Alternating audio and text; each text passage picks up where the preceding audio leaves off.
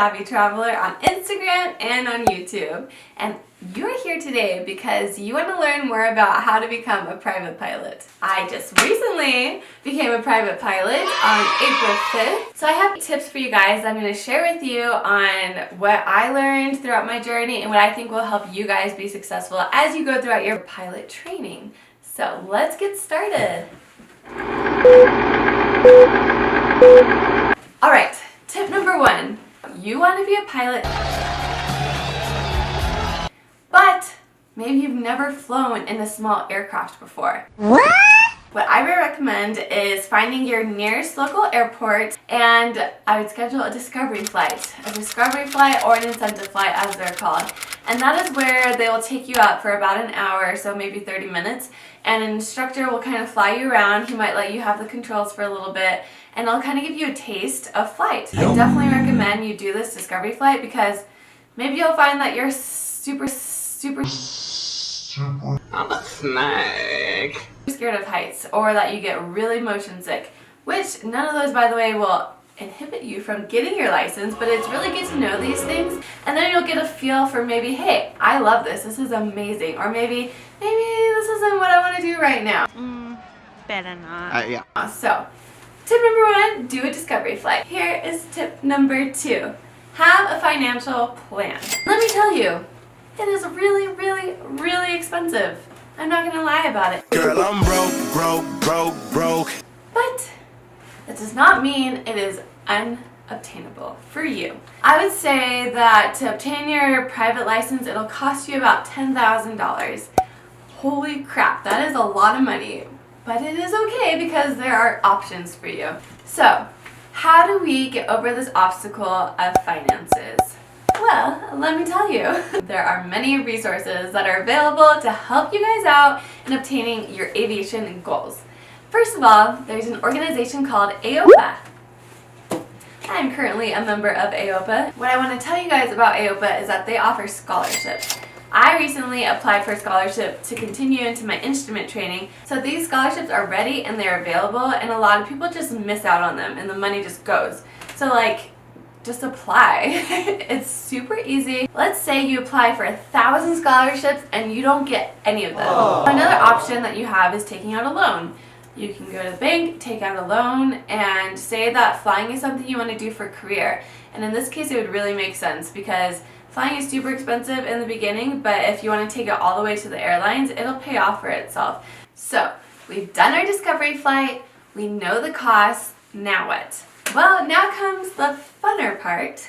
Funner a word. Siri, is funner a word? Okay, I found this on the web for his funner word.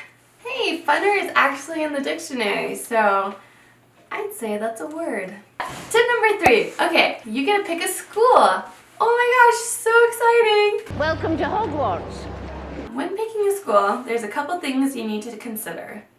Do you want a Part 61 school or a Part 141 school? What is the difference, you might ask? Well, think about it this way. Part 61 school is kind of like being homeschooled. It has structure, but it's not as structured as going to a public school. So honestly, when deciding whether you want a 61 school or a 141 school, it really depends on a few things. How you learn. Maybe you learn when you're able to move at your own pace. Or maybe you're the totally opposite. Maybe you need a 141 school. You need that structure and that guidance. So for me, I started off in a 141 school, and then I switched later on to a 61 school, and that's where I finished and got my license. But I am going to be doing a 141 for the rest of my training because I know in myself that I get really distracted. Squirrel! And I need that hardcore focus. Also, a caveat, if you are a military member, hello, the VA will only pay if you're in a Part 141 school. Definitely consider that when you're choosing your school. When picking your flying school, recommendations, reviews, dig into that school because you want to be sure that these people know what they're doing. I don't know what I'm doing! Now here comes tip number 4. Study for your FAA written exam. We've got final exams coming up soon. I'm ready. I cannot say it enough, you must study. Just a little tip for you, the better you do on your FAA written exam, the easier your check ride is going to go for you. That was so easy. This is something to aid you in your study. We have the Pilot's Handbook of Aeronautical Knowledge.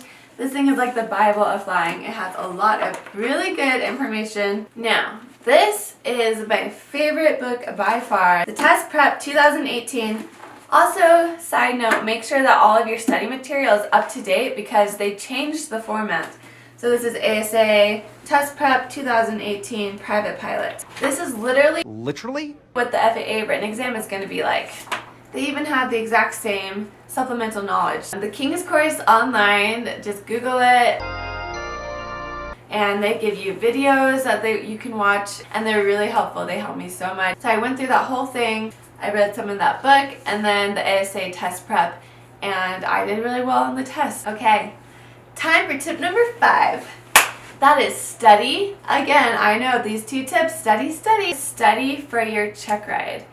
What's a check ride, you might ask? Well, thank you for asking. A check ride is what you're going to take after you've gone through your private pilot's course, you've taken the FAA written exam, and you are ready to show them that you can be a private pilot. Your check ride is broken up into 2 parts. You have your oral part and you have your practical part. Now, the oral part of the check ride is where the examiner is going to drill you on things that he expects you to know and that the FAA expects you to know.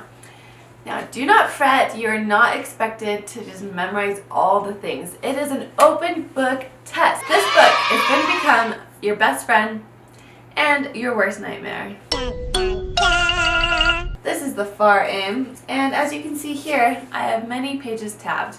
If he asked me a question and I was unsure of the answer, I wanted to know exactly where I needed to flip so that I could find the answer right quick. Because if you do not know the answer, it's okay, but you need to know where to find it. And if you're just sitting there looking, because this thing is not easy to look through, if you're just like, I don't know, then he or she is going to be quite concerned about you.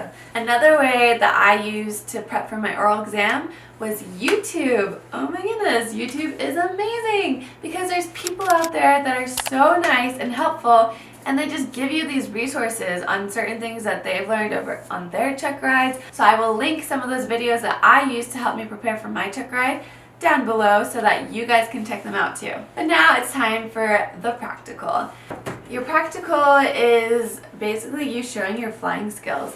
Throughout your pilot training, your CFI, it's going to teach you how to do steep turns, ground reference maneuvers, stalls, and how do you really prepare for this? Well, it's kind of hard because you can't take the plane home with you per se, but can you? Kind of, you can. There's a thing called chair flying. What? What? Dude, no! And we'll shut him down. And that is the way that you can practice flying for free.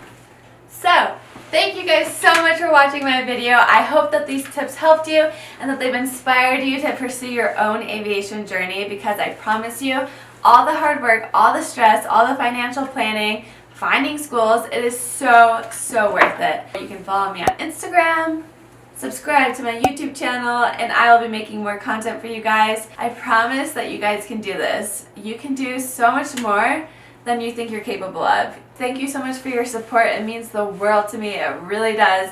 And I hope that I can inspire you to take to the skies, because flying is the best. You can fly, you can fly. But that is all for now. Hope you have a wonderful day. Never stop exploring. And I love you guys so much.